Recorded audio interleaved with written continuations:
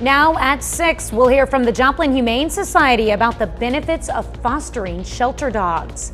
Plus, Charlie 22 Outdoors helps local military spouses connect and receive support. And March is International Crochet Month. We meet a Pittsburgh middle school student with a deep connection to the craft. The 4 states' most watched news starts now.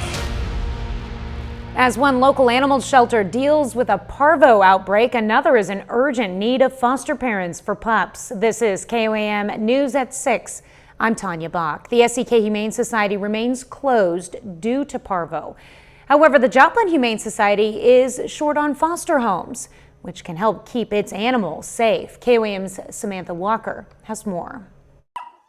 Puppies stay here. It's not if they're going to get sick, it's when and how sick are they going to get. The Joplin Humane Society always has animals in need. With so many in their care, there are fears surrounding the spread of viruses, especially in young puppies. Enough stool, just a tiny amount that'd cover your pinky, your fingernail on your pinky, is enough to contaminate over 100 dogs. So a little bit goes a long ways, unfortunately, which is why in a shelter situation, it doesn't take but one dog to get hundreds of dogs sick. Shelter workers say one of the best things you can do for these young animals is to keep them out of the shelter. Parvo is very deadly for puppies.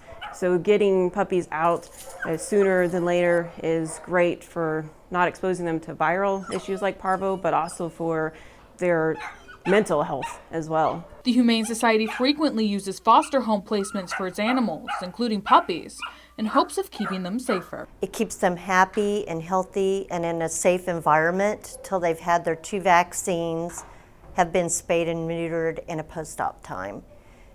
It just keeps them healthier than sitting here in a shelter, and they're not as stressed. The Humane Society recommends anyone interested in fostering an animal come in and fill out an application. The shelter provides everything needed for the pet, including food, dishes, and any medications. It's just a win-win. It keeps the puppies happy and healthy. It's fun for the fosters. In Joplin, Samantha Walker, KOAM News. The Joplin Humane Society will be hosting its spring vaccine clinic April 5th. No appointment is necessary. Meteorologist Lindsay Gaffney joins us with a first look at weather. Well, temperatures today still in the mid-60s. It was a really nice sunny day outside, and it's going to continue to warm up. We're going to see temperatures in the 70s for the next few days. Across the region, see, some of our southwestern counties are already in the 70s, but the rest of us just sitting in the 60s, and we actually do have some pretty low humidity values, less than 30% across the region, which is cause for concern when it comes to fire weather. In addition to that, we also have some high wind gusts all the way through tomorrow morning, and that getting up to 45 miles per hour in gusts and sticking around 15-20 miles per hour regular wind can cause some issues for fire weather. We also have rain chances in the forecast, and I'll have more details for you in just a bit. All right, thanks, Lindsay. Well, the city of Carl Junction says its storm sirens have been fixed. The police department announced the sirens were down last Thursday ahead of a storm system moving in, and today they had a technician come in to fix them so they are ready for the next system. A Webb City, Missouri organization is helping military spouses get support. Charlie 22 Outdoors today hosted an event for the spouses to connect and talk about the struggles they face. It was called Plug into Hope. In this case, hope stands for holding on to promises eternal, and plug stands for? Plug stands for prayer, love, unity, and grace, because we definitely believe in giving people grace. The grace of God has, been shown on us through Jesus Christ. And so we definitely believe in giving people that, and the hope, holding on to promises eternal. So through the grace of God. Charlie 22 Outdoors plans to host these events every Monday from 11 a.m. to 1 p.m. at the group's clubhouse. Crochet fanatics recognize the month as International Crochet Month, but for one middle school student in Pittsburgh, crochet is more than a hobby. KOAM's Amber Jenkins introduces us to the young entrepreneur. Autumn Wiss started crocheting with her mom, but soon realized that it's more than just a hobby. it's an opportunity. And you don't have to start doing stuff like this till you're older. You can start now, like me. I started my business about 2 years ago here. Autumn sells her creations at Roots Coffee Shop in Pittsburgh. She also hosts classes to help others. So these are my mom's favorite. Fun, it's a lot of hard work. My classes, they have a lot of fun. We listen to music and I help them one-on-one a lot. Makes it pretty clear and it's really easy to learn from her. I tried to learn from my aunt and actually couldn't, so she's pretty good to learn from. Her spring break classes focuses on crocheting a bouquet of flowers. Autumn says she loves watching her students' skills grow. It looks nice though, it looks really full. It doesn't take a lot of time to make something. Like a lot of these kids here today have made 4 flowers or so in 2 hours, and I thought it would maybe take them a little bit longer than it has. And being from Kansas, guess what was the most popular flower to make? Probably this one, the sunflower. Well, you are a Kansas girl through and through. Of course you're going to pick the sunflower one. Autumn says running the business makes her independent. She hopes to use the profits to buy what many teens want, a car. I've made quite a bit of money and I'm saving for like a car and different things like that. So. Reporting in Pittsburgh, Amber Jenkins, KOAM News. The crochet class continues tomorrow at 9 a.m. at Root Coffee Shop in Pittsburgh. Well, it is spring break, if you didn't know that. For some Pittsburgh kids, they're enjoying the days off at Camp Now and Then. The program offers more than 20 kids ages 5 to 12 the opportunity to play games, create crafts, and make new friends. For families, it's a chance to keep their little ones busy on the days they're not in school. It's such a fun time for kids. We have a blast every single time we're here. And it's not just our staff, as you can tell. They don't just supervise, we actually interact with the kids. We go play games, we go do crafts with them, we do everything with them. It's fun to do stuff. I mean, learn new things. And I'm gonna be here for a while. I'm just gonna be here for 5 days. And so it's kind of fun here. Registration for the spring break Camp Now and Then is already closed, but parents can register their kids to be at the camp on other days the district is out of school. And you can find more information on our website, KOAMnewsnow.com. Well, coming up, a burglary suspect is arrested after an hour-long standoff near Caney, Kansas. Plus, Missouri Hospital reports multiple people who attended a frigid Chiefs playoff game needed amputations afterwards.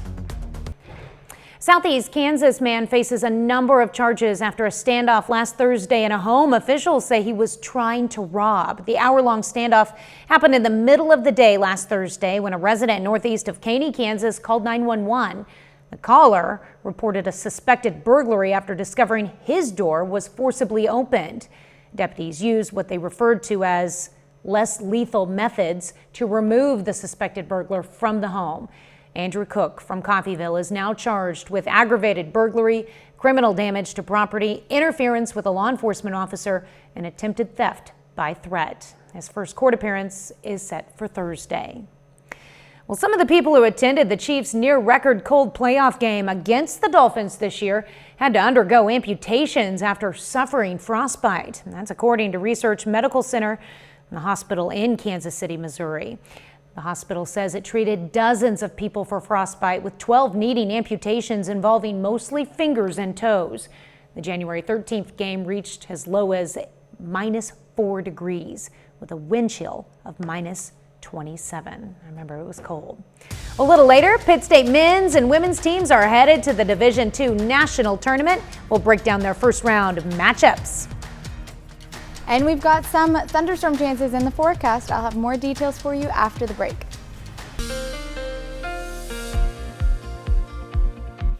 We started off the week warm and sunny. However, we've got quite a few rain chances, days with rain chances in the forecast. Taking a look at our downtown Joplin Cornell Complex camera, it is a gorgeous sunny day. Temperatures are starting to drop as we get into the afternoon, evening hours, with our low being about 50 degrees, so not too cold. Today our high was 67, with our low being right about average. We're slightly above average for our high. However, we will start to see temperatures increase as we get a little bit later into the week, hitting into the 70s for most of the counties. Our next rain system that we're tracking is still sitting over Denver. Will be making its way into our area Tuesday evening. But for tonight, it's going to be clear. Temperatures, like I said, drop down to about 50 degrees. So not too cold, but it is going to be windy. We see winds picking up ahead of this system, gusting up to 40 miles per hour. So might want to watch out for that. Clouds increase early Tuesday morning, and then the rain chances will start to pop up later that night around 9 p.m., maybe 8 p.m. at the earliest, and we'll take a closer look at that in just a moment. Possible thunderstorm chances as well. We have a low risk for severe storms tomorrow and on Wednesday across most of the counties, and that's just due to the instability we have in the area. Now, as of right now, most of the rain chances are actually developing right after it moves out of our area. So see Kansas City's getting some rain tomorrow afternoon and a little bit more to the northeast. However, right along this front, we could see some thunderstorms develop. Right now, still developing outside of our area, but with the warmer temperatures and that instability building, it could spark some thunderstorms a little bit earlier and in our area. This continues on Wednesday as well. Thunderstorms develop outside up to the north in Kansas City, but it does pass through our region, may just not develop at the time it passes through us. We still have a 20% chance of thunderstorms for both Tuesday and Wednesday with that low risk of severe storms. Just in case those thunderstorms do start to spark off in our area, you guys can be prepared for that. Moving ahead to Thursday, this is when we're definitely going to get some rain and thunderstorms starting around 6 p.m. and we may see some showers earlier in the day. But right now, Tuesday, Wednesday, 20% chance of rain just because it's looking like those storms develop right outside of our viewing area. However, with the instability building during the day and these temperatures warming up, we could see some thunderstorms spark ahead of that. Temperatures are getting up to 79 by Wednesday and Thursday, 76. We will have a 40% chance of thunderstorms on Thursday, developing a little bit later in the evening, and it will stretch all the way until Friday morning with just some light scattered showers. But they'll clear out by the afternoon, and next weekend we're going to have another chilly but sunny weekend, and with our next rain chance after this week, not until next Thursday. So what time are we looking at these storms moving in tomorrow? Around 8 p.m., 9 p.m. Okay. If they do develop, if they spark off. All right, so there's your warning. Get everything done. Yes. And then lay low. Exactly. All right, thanks, Lindsay. Well, still ahead, Pittsburgh State men's and women's basketball are both going to the NCAA tournament. John Dales has a preview on their opening round games and more up next in sports.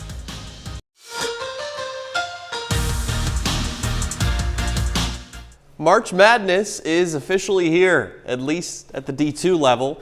Now, late last night, the Division II selection show reveals that both Pittsburgh State basketball teams are headed to the NCAA tournament.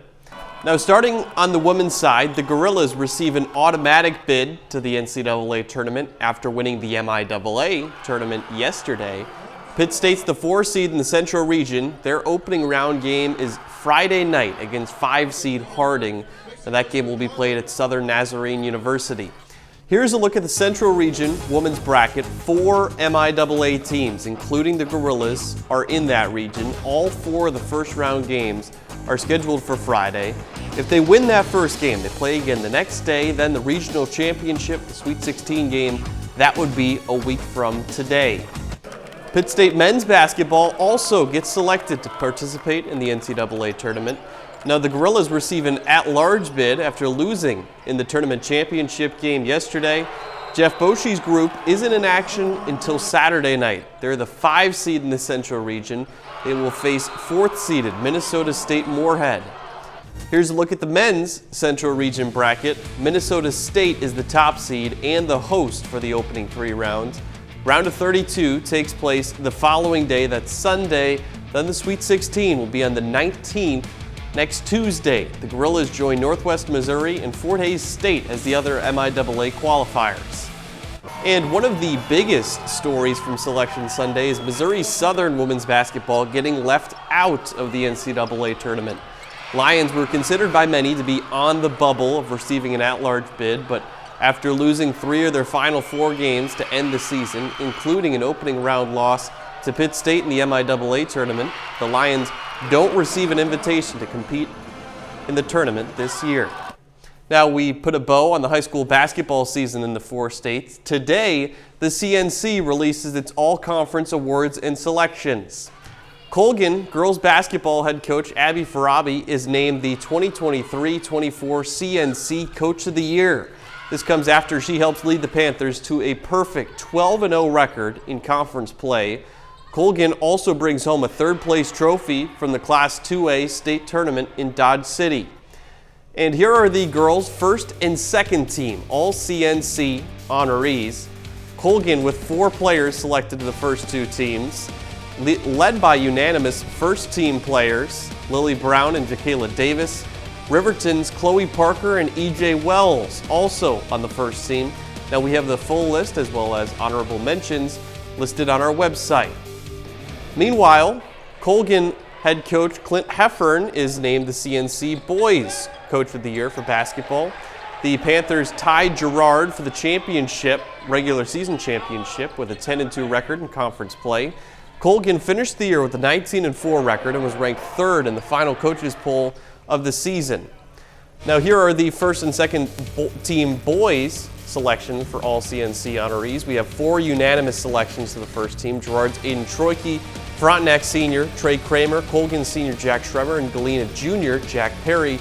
And again, you can find this full list as well as honorable mentions at koamnewsnow.com/sports. It's getting to that point in the year though for college basketball. We mentioned at Pitt State in the tournament. This is when it gets really exciting, March Madness. I know, I love this time of year, and congratulations to both the men's and women's teams for making it. Of course. That's awesome. Yeah. All right, thanks, John. That's it for sports. We're back after this.